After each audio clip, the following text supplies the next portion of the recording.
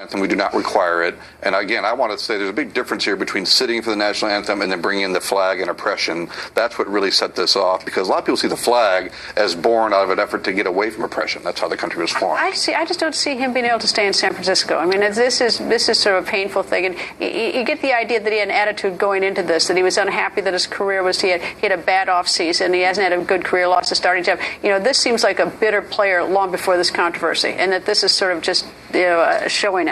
Well, last night he made disparaging comments about Donald Trump and Hillary Clinton. It sort of morphed into something more than just the anthem and the flag. So clearly he's got some things on his mind. Who owns this 49ers? I forgot. York? Is that who owns it? York, yeah. And I imagine they're involved in this decision whether to keep him or not? I think they're going to try to do what's best for their team overall, look at the whole situation, see how he comes out of this. Does he apologize? There are a lot of people suggesting things he could do to, maybe win people back over. Winning football games also does that. So I think they'll try to do what's best for the team. And I imagine if he stays with the 49ers, he goes to some stadiums, that there'll be a lot of heckling. I mean, just imagine the heckling that go on when he shows up. They play Thursday night in their final preseason game in San Diego, a big military town, so I expect he'll hear it there. And full disclosure, they did lose to the Packers. So that may have been part of my view on this. Anyway, thank you much, David. Thank you. And develop a level of communication between the Clinton Foundation and Secretary Clinton's top advisor, Huma Abedin. Fox News Chief Intelligence Correspondent Catherine Herridge is here. Catherine. Well, thank you, Greta. These are the new emails that by the conservative group Citizens United, and they had to fight for 2.5 years with the State Department lawyers just to get access to the emails. Really is very confirmatory of what we've seen so far, which is that there was a seamless relationship between the Clinton aides at the State Department and the Clinton Foundation, and there was really a very concerted effort to try and get special access for some of these donors. But these are more emails. It's a confirmation of it. I mean, so there's no big surprise. I mean, so now what? The big surprise would be if we saw something slightly different in the way that these sort of access were arranged or who the key players are. It's pretty clear right now that the point person at the State Department, and that she was sort of the pivot point. A little bit cozier than that. I mean, there's at some very point tight. Use the technical term. She did a dual job, both at the State Department and with him. That's right. Had 3 hats that she wore at the State Department for a period of time, having 3 different sets of employed. But the headline would be that these emails really sort of further strengthen the case that there was this very seamless relationship in terms of the sharing of information and taking these Clinton Foundation donors and getting them kind of access that the average person would not get without that kind of donation. And the Clinton campaign says what? Clinton campaign says, well, the State Department, which to me, part of the story is that the State Department has really become almost the defender-in-chief for then Secretary Clinton, and their position Which is not their job.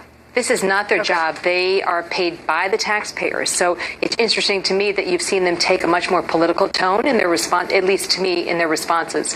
And they've said that no laws were broken and that part of the job of being at the State Department, which is absolutely true, is building relationships and trying to decide who's going to get access to whom. All right, one quick question. The FBI targeting of state elections? That's right. I have a second set of documents, which is this FBI flash alert that went out after there was a breach of a state elections board website and then also an attempted attack on another one. And our contacts say that it really is the MO of these Russian-backed cyber militias. And that's important because what we've seen in the last 3 months is really almost a strategic gathering of intelligence. The DNC, the DCCC, which helps elect people to the House, and then the attempted breach on the foundation as well. But none into the RNC, so far as we can see. Do they have a more sophisticated, we just haven't looked into that? I think that you got to assume they've been in the RNC too, but they have not been able to identify it yet.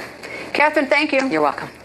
And a really bad day for Secretary Hillary Clinton's top advisor. Besides the new emails, Huma Abedin has announced she is separating from her husband, former Congressman Anthony Weiner. Fox News correspondent Rob Schmidt is here to explain. Rob?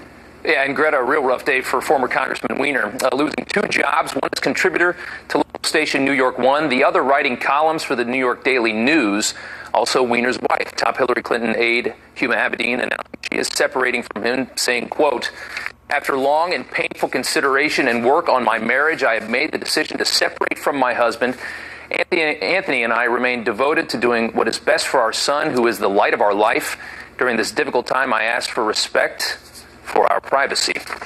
Now, this after the New York Post revealed a new scandal. It is the third time that Anthony Weiner has publicly embarrassed himself and his family. Weiner was caught sexting with a 40-something divorcee who told the Post they've been in contact for 19 months but have never met in person. The most jarring photo right there in the middle, the smaller picture on that Post cover, shows Weiner, now a house husband, in his underwear, laying in bed next to his toddler son when he took that photo. The Post reports the woman, who's remaining anonymous, responded to that photo. You realize you can see your blank in that pic, using the former politician's last name to reference, of course, something else. Anthony Weiner stated where sent to a college student and tried to revive his career city again under the name Carlos Danger. Right now, Weiner is not talking about this. His Twitter account has been deactivated. Greta. Rob, and that comes under the title, Finally He's Deactivated. Rob, thank you for the report, and welcome to the Fox News Channel. Thank you. See you later. And Secretary Clinton may be leading in many polls, but news out today could give Donald Trump some fresh ammunition. On the Record's expert political panel is here. Also, a massive manhunt underway. A murder suspect confessing to murder